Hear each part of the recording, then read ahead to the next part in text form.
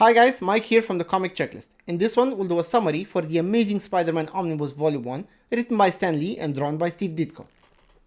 Volume 1. The Omnibus collects the Amazing Spider-Man 1 through 38, the Amazing Spider-Man Annual 1 and Annual 2, that's 1964 and 1965, and material from Amazing Fantasy 15, Strange Tales Annual 2, and the Fantastic Four Annual 1. Fair warning, spoilers ahead.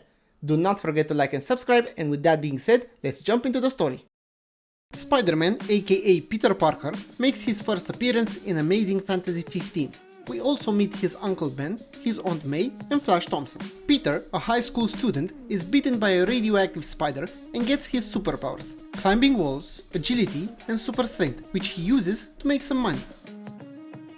He also creates his web shooters and his costume. He lets a thief escape, thinking it is not his job. Later, after he finds out that his Uncle Ben has died, he discovers that the criminal that killed his uncle was the thief that he let escape. He then learns the iconic lesson: with great power there must also come great responsibility. The first official issue of The Amazing Spider-Man features two stories.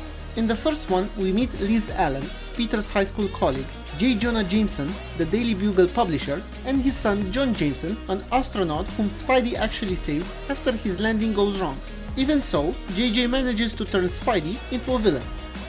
In the second story, Spider-Man starts a fight with the Fantastic Four in hopes of getting a job with them, but he doesn't, and then he fights his first villain, the Chameleon, which of course he defeats and delivers him to the police.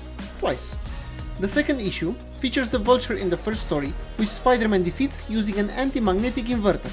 Also, Peter lands his photography job, ironically at the Daily Bugle, where JJ is working. In the second story, Spidey fights the Tinkerer and his army of green aliens, who manage to escape in a spaceship. Issue 3 features Dr. Octopus with his 4 mechanical arms. He actually defeats Spider-Man in their first encounter, and in order to get his head back in the game, Peter listens to the Human Torch's speech, after which he defeats the Doctor.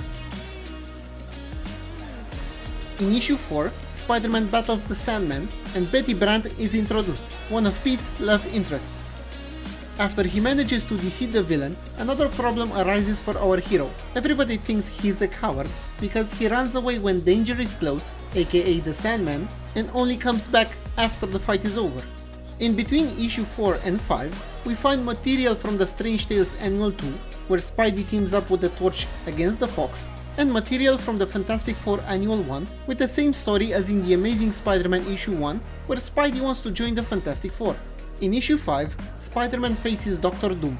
He wants to team up with Spidey and defeat the Fantastic Four, but ends up capturing Flash, who dresses up like Spider-Man because he wanted to scare Pete. Our hero goes after Flash and fights Doctor Doom, but the Doctor eventually runs away when the Fantastic Four car pops outside. Issue 6 takes place mostly in Florida, where Dr. Kurt Connors, aka the Lizard, lives with his family, Martha and Billy. Spider-Man manages to turn him back into his human form by pouring an antidote down his throat. In issue 7, the Vulture returns, and with his improved equipment defeats Spidey. However, in their second fight, our hero prevails. His love life makes a positive turn as well, as he enjoys the moment with Betty. Issue 8 features two stories. In the first one, Peter fights Flash, and Spider-Man fights the Human Brain, a robot that has gone crazy. And in the second one, Spidey crashes Torch's girlfriend's party, fights the Torch, and then all members of the Fantastic Four. In issue 9, Aunt May gets sick and needs an operation. She gets it eventually and is successful. Spider-Man battles Electro and gets a little close to Betty. In issue 10, Aunt May needs a blood transfusion and Peter steps up. The Big Man and the Enforcers come after Betty, who decides to leave town after that. Spider-Man defeats the gang of foes, finding out that the Big Man's identity is Frederick Foswell, the newly hired man at the Bugle. In issue 11, Betty leaves for Philadelphia with Dr. Octopus, and we meet her brother, Bennett.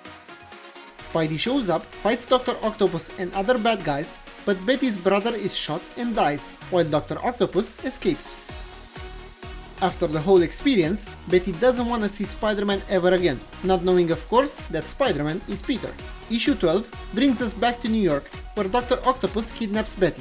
Spider-Man, going through a cold, is defeated and unmasked by Dr. Octopus, but everybody thinks Peter just dressed up as Spider-Man to save Betty. After that stunt, Peter also catches Lizzie's eye. His cold is gone and he defeats Dr. Octopus. Issue 13 features Mysterio, who frames Spider-Man by dressing up as him. Using a spider tracer, Spider-Man follows him, gets a confession, and defeats the villain. In issue 14, we meet the Green Goblin, who recruits the Enforcers and lures Spider-Man in New Mexico. The villains attack Spidey, they all end up in a cave, and Spider-Man ends up fighting the Hulk. The Green Goblin escapes and plots his next move. Issue 15 features Kraven the Hunter, called by the Chameleon. Spidey defeats the two villains and they get deported. In Annual 1, 1964, Spidey has to battle 6 of his foes in order to save Betty and his aunt: Electro, Kraven the Hunter, Mysterio, Sandman, the Vulture, and Dr. Octopus, which he does, and they end up in jail. In issue 16, Daredevil shows up and teams up with Spidey against the Ringmaster and his henchmen. In issue 17, Betty gets jealous of Liz. The Green Goblin is back and attacks a Spider-Man fan club meeting. Spidey rushes to the hospital after receiving news about his aunt's heart attack, and everybody believes him a coward. Issue 18 comes with more bad news for Pete. Besides his aunt being in the hospital, Betty on another man's arm, Ned Leeds. He even decides to give up the hero life, but as he receives news that his aunt is okay, he puts back his Spider-Man costume. In issue 19, Spider-Man starts clearing his name, meets Ned, and saves the torch from the Sandman and the Enforcers. Issue 20 features Mac Gargan, who becomes the Scorpion with JJ's help.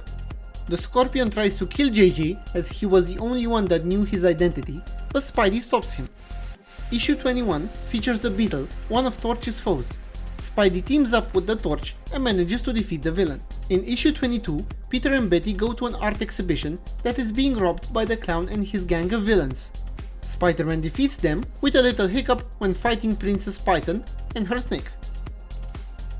In issue 23, the Goblin is back again and decides to take control of Lucky Lobo's mobster gang. Frederick Foswell is out of prison and JJ gives him his old job back.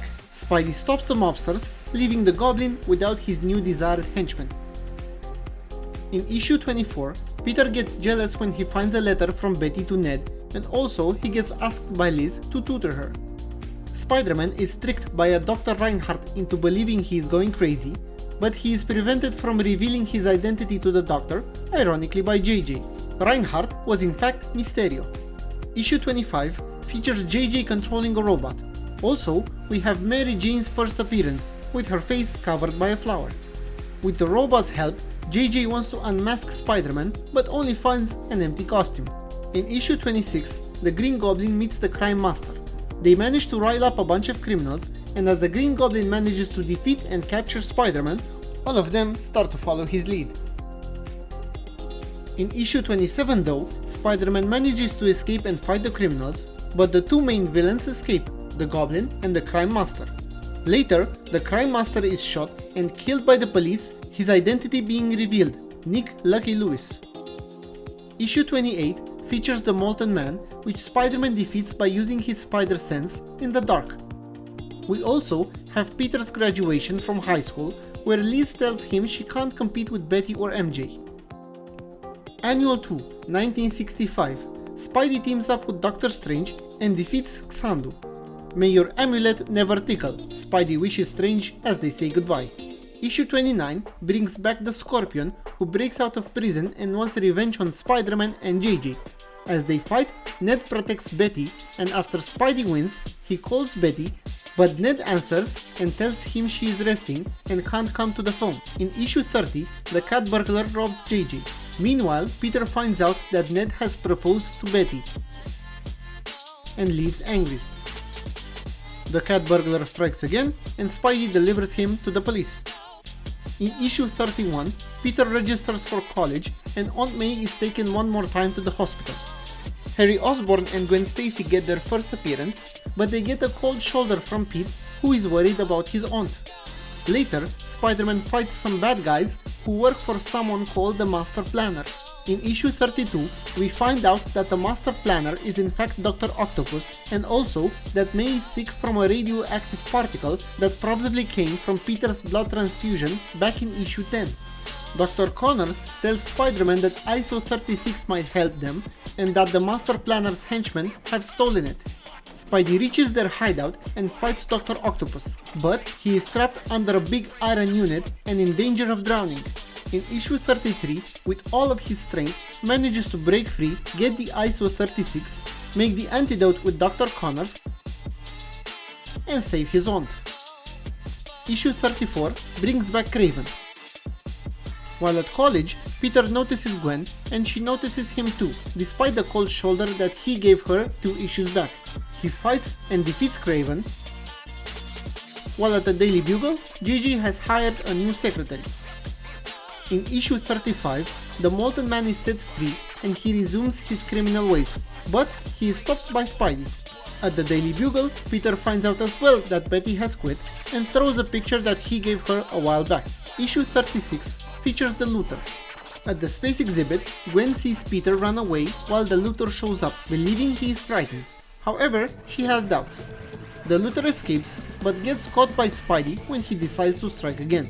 In issue 37, Gwen tries to slap Peter for being rude. Flash defends her, but she defends Peter. Dr. Storm creates a robot to get revenge on Norman Osborn, but Spidey defeats the robot. A second robot attacks Osborn, but Spidey defeats this one too.